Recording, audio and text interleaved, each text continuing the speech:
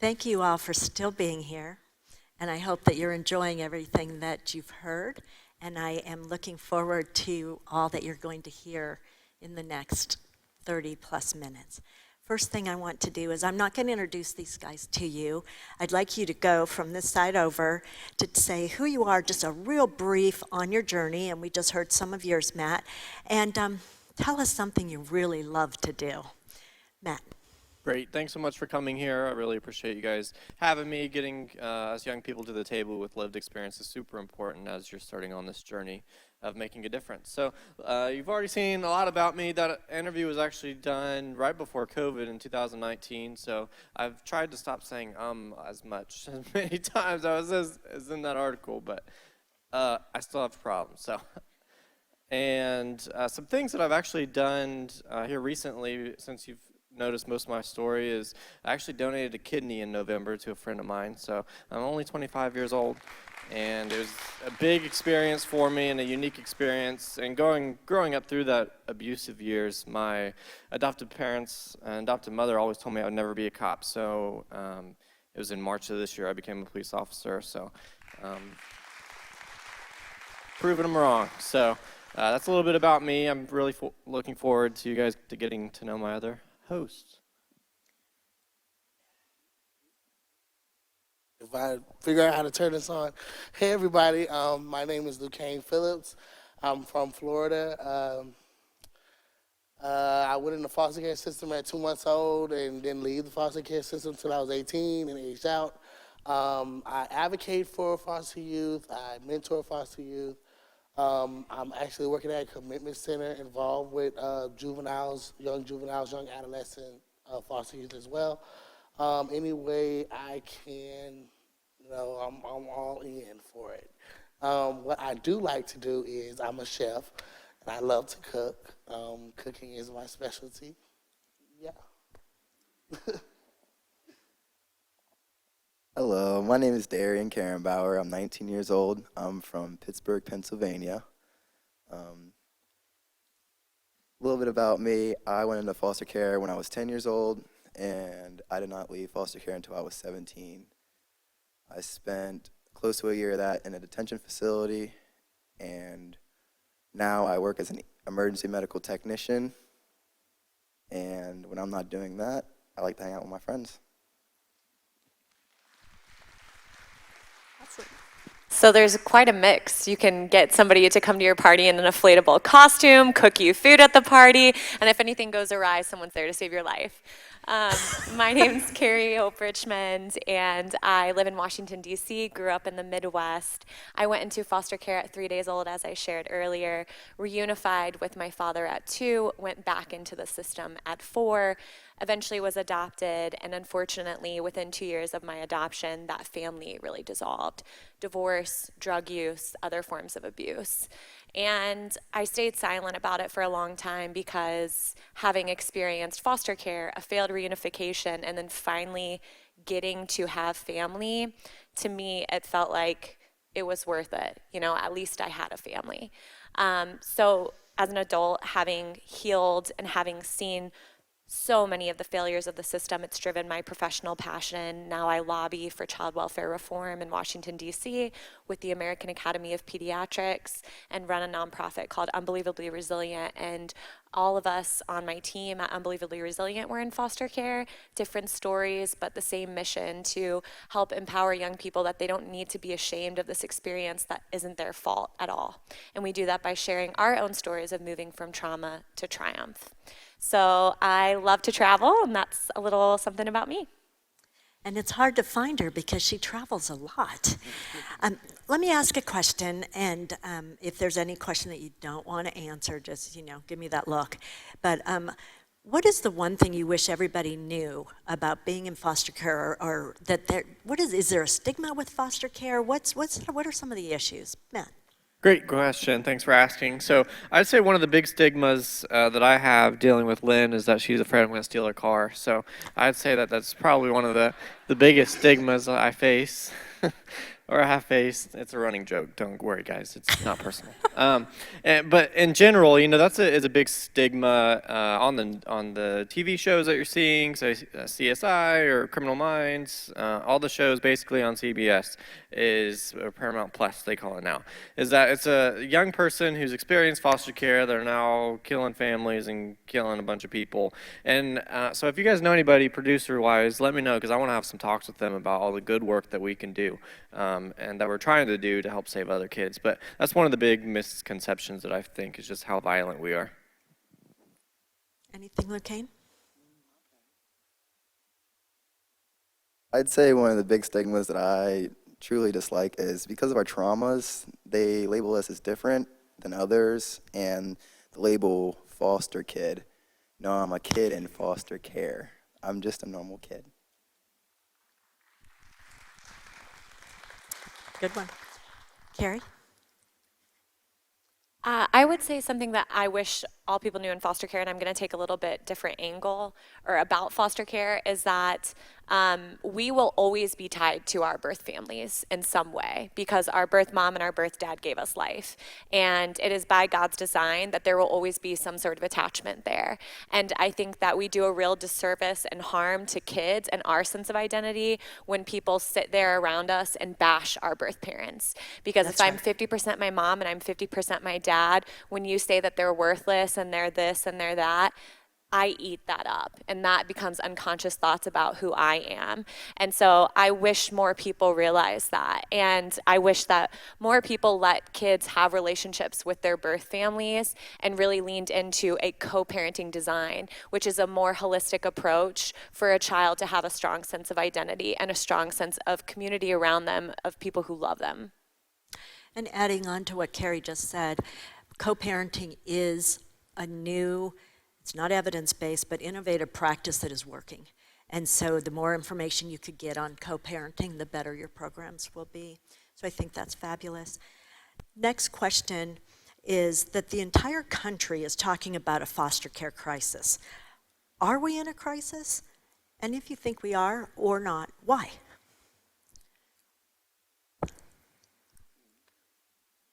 Send it all the way down, I guess. I think we are in a crisis. I say, like, if 20% of our foster youth age out and go immediately homeless, that's a crazy stat. And we have children who haven't committed a crime living in detention facilities. We have kids living in hotels. We have kids living in child welfare offices. Like, it's a crisis. I would say yes, but I would say more so we have a mental health crisis. There was a study done 2 years ago of individuals who had aged out of foster care, and they asked them, what did you want? What did you need? What do you need? And the number one answer was help healing and dealing with our trauma. They talked about cases where they had sabotaged relationships. They had sabotaged potential adoptive placements because they were acting out in their pain and their trauma, and they didn't know what to do with these big feelings. And 50% of the suicides in America are by people who have some sort of experience in foster care. The rates of post-traumatic stress disorder are those who have been in foster care twice higher than those who have served in the US military. So I would say that we have to prioritize healing communities and healing from the traumas that we've experienced so that we can address the larger crisis and stop this generational cycle. Excellent. Anybody else? I would say that there is a crisis going on, but every state's unique as to their issues that they're experiencing. So on a national level, sure, but on a state level, there's a state-by-state crisis that I think every state has issues with, no matter what it is. And so West Virginia, I was looking into it a little bit and going back to what he had mentioned earlier about residential treatments. That's something that I'd say Indiana has struggled with as well lately, but it seems like West Virginia is really struggling with finding placements for kids. And so just talking with some of you all in the room today, just learning that you guys had more foster parents stop being foster parents last year than you guys were able to onboard to be foster parents, which is outrageously crazy to me. And how kids are being shipped off to Pennsylvania and Ohio because there's not enough homes here in your own state. I think that's an issue, and that's a big issue that I think West Virginia should tackle. Great, thank you. Lucan, anything else? Okay. We often focus on the issues in child welfare, child protection, and government around foster care. However, government can't do this alone. What tangible solution or solutions would you recommend for nonprofits, churches, faith-based organizations, schools, community leaders, coaches, and others? What tangible things can they do to help with this crisis? All right, so I wrote a book on how we can address this. So page 1.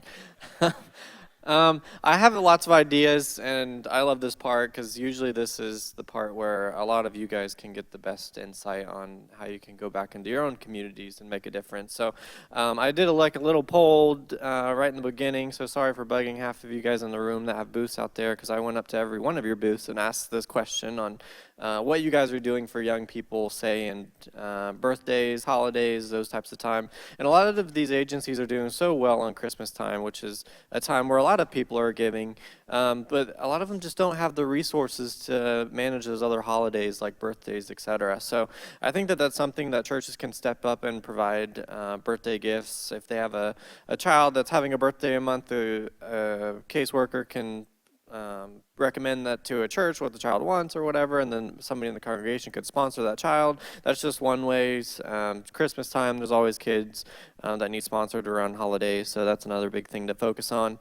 Definitely skill building. You know, a lot of foster youth, they don't get the opportunities to learn how to tie a tie or change oil or change a tire. So maybe as a church coming together with different people that are in your congregation that have different skills, coming together and, you know, letting these young people learn how to do those. As we see that a lot of the school systems failing even in those regards of just those basic skills that a lot of young people need when they turn 18 and are out on their own. Another thing that we need to focus on is the support around kids that have aged out of care. So, you know, we put so much support and focus on foster families that we forget that not every foster youth finds a forever home by the time they turn 18. So they enter into extended living services or collaborative care, or they're just done with the system entirely.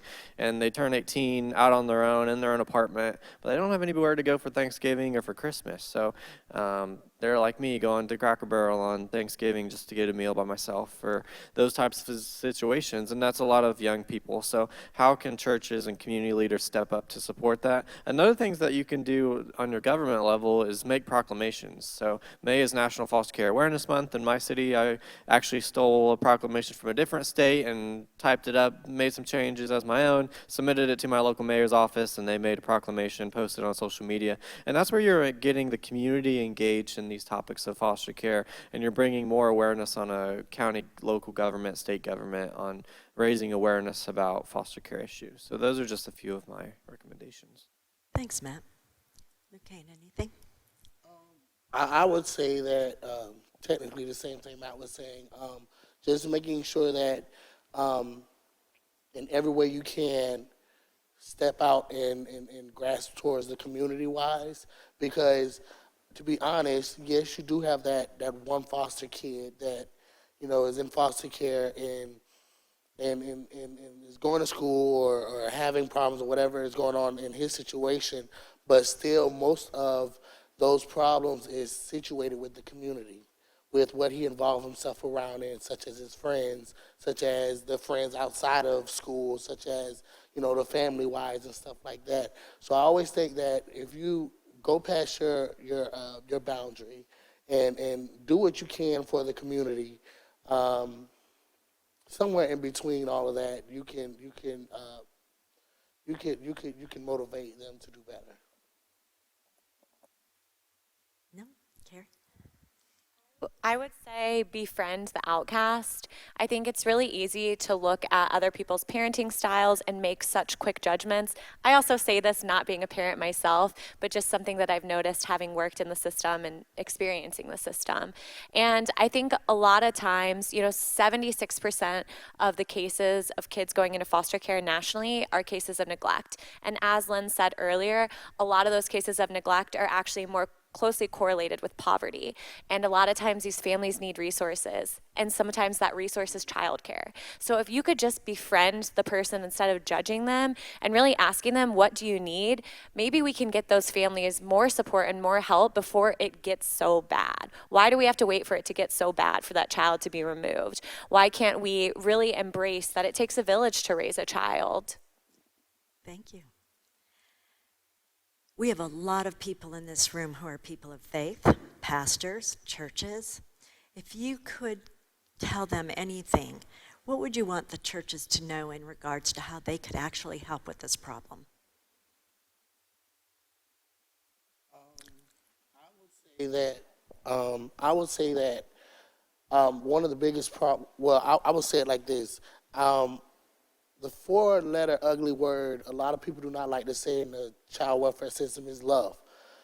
It all starts out with that. If you show that youth or those siblings that somewhere in between that you care, in between all of that, hatred will be put aside. In between all of that, jealousy will be put aside, and it will just be family.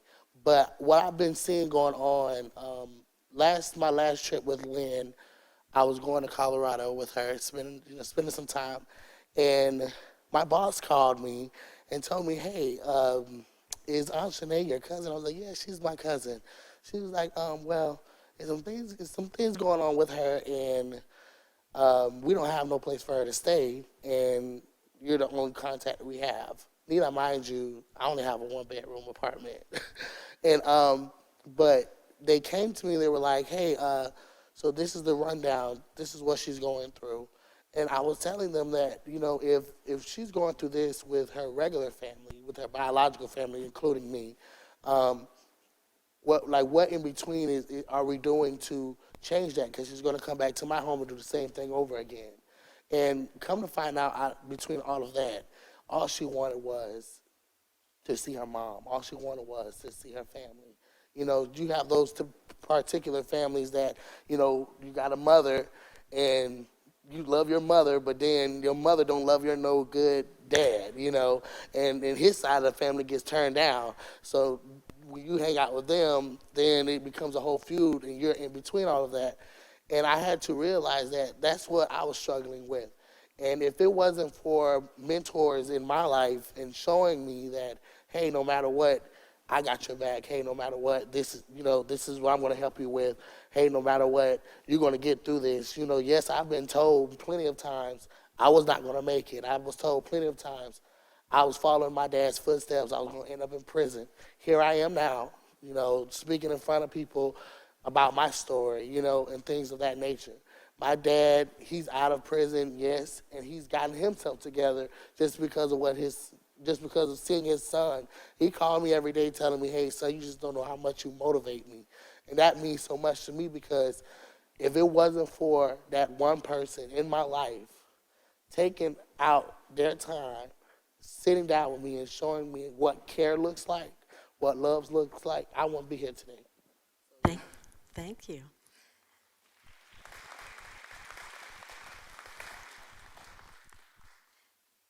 Darien or Keri? I think the question was, what can the church do? Or what should they know? What do you wish the church knew, and what could they do different, and what could they be helpful with? Yeah, I think I wish that the church took up more trauma-informed practices. And I was speaking to someone about this yesterday, but by trauma-informed, it's evidence-based. It's understanding how trauma impacts us and how it may impact young people, and it may impact the people around us. I've heard a therapist describe it as, everyone experiences trauma, big T trauma and little t trauma. So big T trauma, abuse, little t trauma, losing someone close to you. And that if we're all walking around with these wounds on us, sometimes just brushing up on someone else, it causes a lot of pain.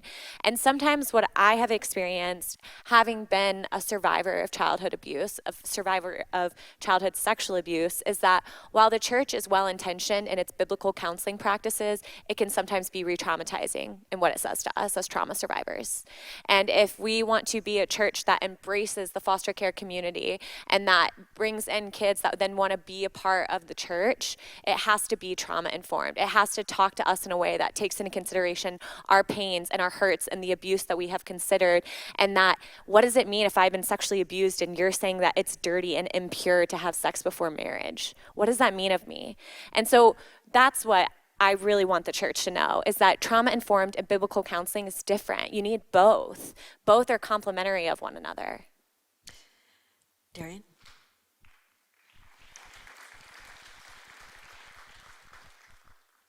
I'd say drop yourself down into ground zero with us. Like, you guys try to support from a distance and try to make a difference from a distance, but like, what we really need is for you to drop yourself into ground zero and see what we're going through. Like, at the age of 14, 15, I was put in a detention center because I didn't have a home, and people judge me because I lived in the detention center and think I'm a criminal because I did that. I was there. One of the first churches I was accepted at, that's one of their views of me, and I had to leave there because it hurt me so bad. But just drop yourself down to our level and see what we're going through. Great. So a couple things. One is that I'm more than a foster youth. So that's what a lot of times what we're recognized as when we're going to church and things. Oh, these are my foster kids. Like, we're more than that. We're normal kids who didn't ask to be put in these situations. So just recognizing that, not only with the church, but a lot of different circles and different places. Bring us to the table. You know, we have a lot of ideas to make a difference. I can't preach lived experience enough. And in my own community last year, there was a foster care summit, and I wasn't even invited, and no foster youth was invited, but they held a summit. And I travel all over the country and give speeches, and I'm like, come on, you got to have some lived experience. So that's what I'm super thankful just about Ohio and West Virginia, is that they're willing to have us come to the table with you guys and work with you, instead of you guys coming up with your own ideas that think it's going to make a difference and then implementing them, and it turns out that you're harming us long term in the future. So, and I think the other thing for churches is just recognizing that bad people exist. Especially sometimes even in congregations, there's always wolf in sheep's clothing. So just case in point, 2 instances, I threatened to run away in my adoptive home, and my adoptive parents took us to church and was saying how they adopted us and they were such great people, and the kids didn't love them and wanted to run away, and then the church shamed me. They shamed me for wanting to run away, not realizing I was being molested and locked in my room, and by those same people that allegedly did it for all the right intentions. So another case in point was, it was a pastor that we had gone to, and I was doing some like one-on-one with him, but he didn't really take the time to get to know me. Maybe if he talked to me a little bit more, I would have trusted him enough to tell him what was going on and explain to him those things that I was going through. But I was homeschooled during all that time that I was being abused, so I really didn't understand what was right and what was wrong, and if I said this, would this happen, or nothing happened, would I still be in that same situation and it would get worse? So those are all things that exist, and a lot of young people that are going through abuse are thinking about in their minds. I think, too, hearing what Matt just said, and well, actually, Keri, Darien, all of you, and I've heard your stories, is you don't know who to trust. So when, in your situation, your adoptive parents took you to the pastor to say, Pastor, he's not behaving, and the pastor never asked the questions, we need to dig deep. Because he was locked in a room for 13 years, had somebody dug in there a little bit, maybe those locks would have come off earlier. One more case in point. I was actually, when I was like 8 years old, I stole some food from the cupboards, and she called it stealing. So she took me to the jail, and they had like this little deterrent thing, and they put me in a cell, and then they had me come out, and all these inmates were yelling and screaming and saying they burned down the grandma's house and stuff. But none of the cops even came into the cell and talked to me about anything that was going on. So like a lot of those old practices, I think, needs to be some looked into, and just understanding why a child's behaving the way they are behaving. And that's sort of where West Virginia has done a great job, in my opinion, about the Handle with Care program, of sort of collaborating with law enforcement and teachers, so teachers are informed about the situations that young people are going through at home, and they can better provide supportive services for that young people. Just to emphasize what Matt's saying, behaviors are clues. And a lot of times when kids are experiencing hard things at home, it shows up in their communities and in these ways. So I love what you're sharing. Really quickly on down the line, how many moves did you have once you were in foster care? 8 and 2 years. Hard to count, but I can manage about 15 throughout my life. Yeah. Darien? I'd say closer to 12. I'd say just under 10. That's too many. That's too many. That's trauma in itself. You all have been successful. Everybody has gone through different things. When you see your peers who have been in foster care or who have been in different situations, what's the difference? Why are you guys up here on this stage fighting to make a difference? And what happens with others that are not able to get there? Is there something you wish could be done so everybody could be that resilient? I can say is, if it wasn't for who I was when I was young, I was a very outspoken person. And you have some youth who grow up with fear in their hearts, such as whatever going on in the home, either being abused or things of that nature. I was abused, and I was always told by my abuser, when we got to the courtroom, this is what you're going to say, this is what you're going to say, you're going to say it like this, and this is how you're going to say it. And because I feared her, I would never get up and speak what I want to say on my mind. And getting older and finally pushing past all of that and was able to tell the judge, hey, this is what I'm really going through. And that's made a change in my life. So now that I see, when I turned 18, I've had a couple friends, and they're 18, and we're all around the same age around that time, and come to find out we're going through the same stuff. But you still got those ones who have that fear, who can't vouch for themselves. So I made it my goal to vouch for them. I made it my goal to advocate for them, because I've been through it. They're still going through it. And one of my friends told me a couple of years ago, he said, it's not about seeing what a person goes through. He said it's about understanding, putting yourself in their shoes and being able to see how would you feel if you went through that. And that's where change starts. That's where the beginning of a story will start. Thank you. Anybody else? I'd say I give a lot of people grace and situations grace, because it's the type of grace and love I wish I received. You can be told about healing, and but it's not until you experience it. Like, part of healing is being known you're loved and for who you are. And whenever you're able to know you're loved for who you are, you gain a lot of self-worth. And that's where healing starts, is knowing your self-worth. That's great. I love this quote by Gabor Mate. He's a therapist, and he says that if you're constantly sent the message as a child that you're unlovable or that you're not worthy, that you may try to numb the pain of that with drugs, and you may become an addict. But on the flip side, you may just spend the rest of your life trying to prove to others that you are lovable and that you are worthy.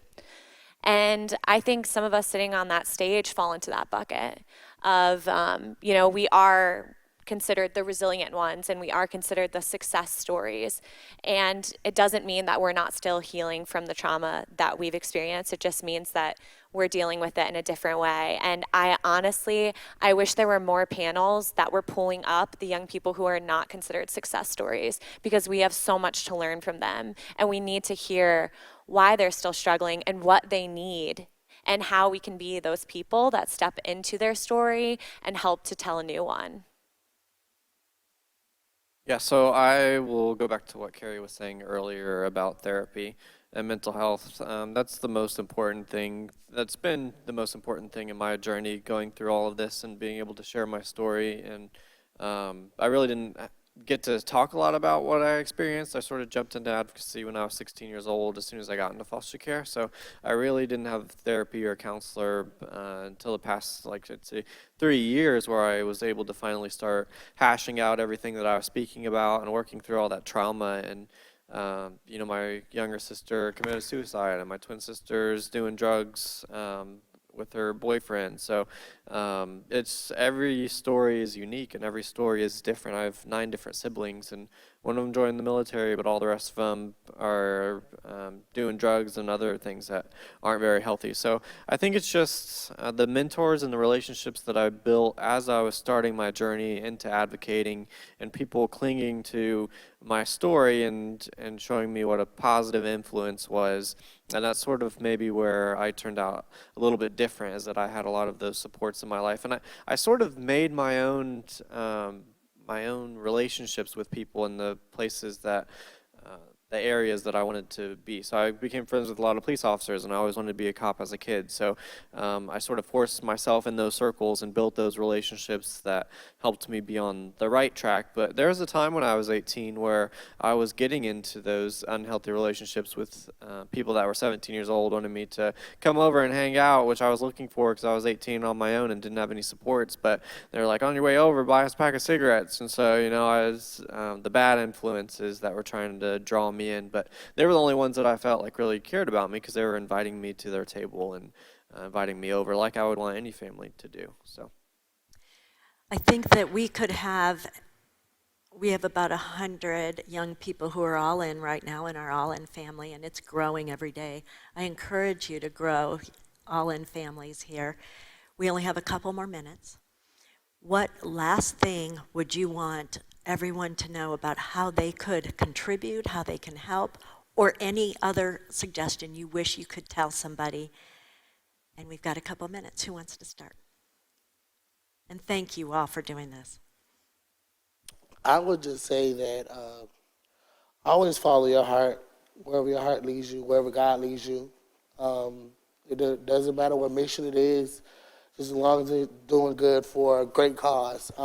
I just feel like just follow that. Don't ignore it, because sometimes when you listen to God and what He tells you to do, that's not just healing for others, but that's healing for you as well. And I just feel like He show you that vision. Hey, you need to work towards helping these kids out. Maybe He picked you. He picked you for a reason. It's the reason why He picked you, because you probably could do it better than anybody else. So, I feel like just follow your heart. Do what you got to do. Yeah. Thank you. Darien? I'd say just love anyway. Like, as Christians, we're supposed to love people unconditionally, no matter their circumstances. We're supposed to be the hands and feet of Jesus. We're supposed to walk like Jesus, talk like Jesus. And nowadays, it's really seeming like that's not a thing anymore. That's right. And I just would challenge you guys to really go out there and put yourselves out there and just love on people, no matter what they do, no matter who they are. I would say that resilience is built in relationship, that if hurt happens in relationship, healing happens in relationship. And so that being in relationship with young people or kids like us is incredibly impactful. And a lot of the people I talk to who are considered those success stories can always remember one person who was speaking life into them. When people were saying, you can't be a cop, you can't be a chef, you can't do this, there was always one person who was combating those lies. And one person who was stepping into the awkwardness, who was stepping into the messiness, who was saying, I see you, I hear you, you are worthy. And so I would just encourage you all to find those people that you can be in relationship with. Yeah, just piggybacking a little bit on what Keri was saying, all it took was one person to believe in us for us to be able to escape from our abusive situation that we were going through. Our adoptive mother was putting us in special needs classes, and I was diagnosed with mild mental retardation by the age of 16 years old. I was on 12 different medications. She would put us in Special Olympics, and then her worst mistake was she put us in an acting class for special needs students, and the director of that agency came into the room and saw me and my 2 sisters performing, and we were outperforming all of the rest of the actual special needs young people, and said, there's nothing wrong with you guys, I'm going to put you in with the high school kids. And every time we came into class, he would say, who loves you, and then we have to say, I do, or you do, and then that's sort of what it took.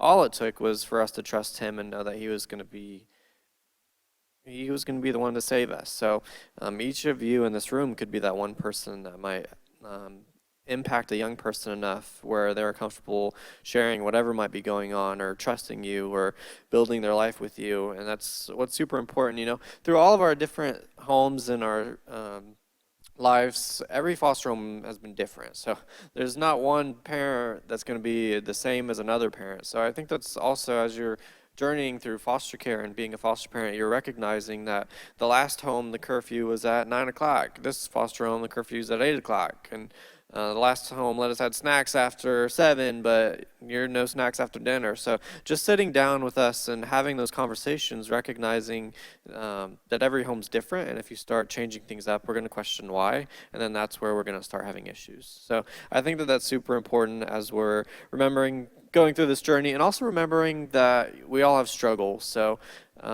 we might fall down a few times on our face as we're going through our life, maybe into adulthood, as we go into adulthood, of downs and highs and back to lows. But as long as we see you still in a distance supporting you, that's the biggest thing. There's been so many people in my life as I was turning 18 and growing up that sort of like gave up on me. They saw me fall down twice, and then they just disowned me for the rest of my life. And it was pretty traumatic. Like, look at me now, I'm not that bad of a kid.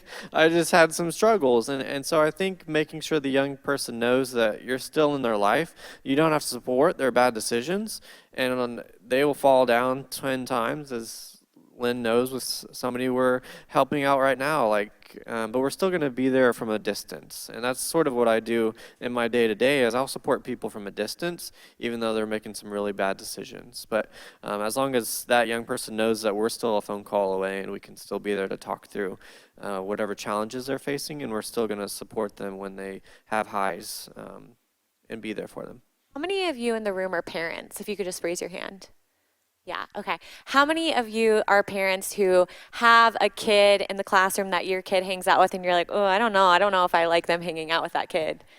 It's okay, you can raise your hand. Yeah, I was that kid, I think, for a lot of my classmates, where I started drinking at a very young age because there was a lot of drinking going on in my house. There were substances being used in my house, so I dabbled around with marijuana in high school. And I think there were a lot of whispers among the parents of like, oh, I don't know if people should hang out with Keri. I don't want my kids hanging out with Keri. She's a bad influence. But my best friend, her parents saw potential in me, and her parents, instead of seeing me as a bad influence on their daughter, I think they saw what their daughter was to me. And then they became my family. They took me in my senior year, and they took a chance on me. And so instead of looking at those kids like, ooh, they're a bad influence, do you trust your kid to be a good influence on them? And do you trust your family to positively influence and impact their lives? Because it just took one family to do that for me. And now I'm looking back at those other parents like, I turned out okay too.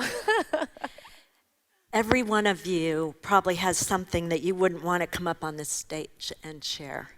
Let's give it up for these guys for being willing to go there. Thank you.